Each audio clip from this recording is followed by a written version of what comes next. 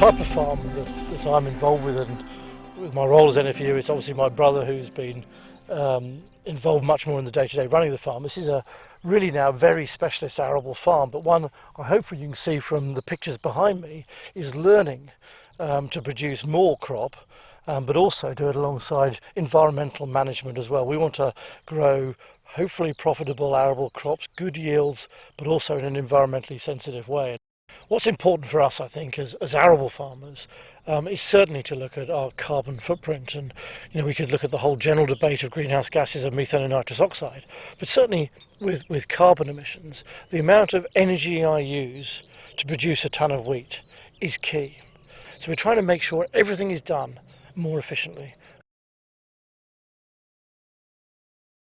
The machine we've just seen operating has a sensor on, sensing the green canopy as it travels, and then varying the application rates as it goes to try and make sure that we're not over-treating areas where the soil has meant the crop has grown very lush and is potentially could fall over, which is again wasteful. You get lower yields having used more energy, so that's an impact for climate change. Trying to make sure that I don't overdose fertiliser that might be runoff into ditches or evaporate into the atmosphere. This continual sensing is trying to make the whole process of fertiliser application more precise. Phosphate this year has gone from £200 a tonne to over £600 a tonne. So by using the technology that goes and maps in detail these fields, where the nutrient levels are low and where they're high, and then using global positioning GPS systems to make sure that we put the right amounts in the right place, saves me a lot of those really, really expensive inputs.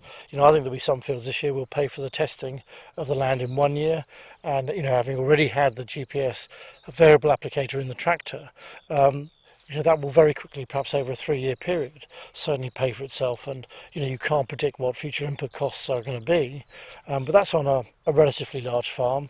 I think by farmers collaborating, working together, they can see this technology applying product hopefully on their farms as well.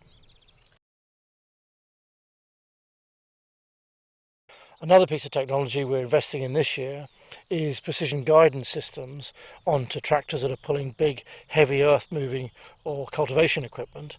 And by getting that more precise, there is a lot of evidence that says we can save up to 10% of our fuel use. Now, as I say, precision guidance, making sure you don't overlap, you don't end up with awkward corners in fields, must be a great way of saving money.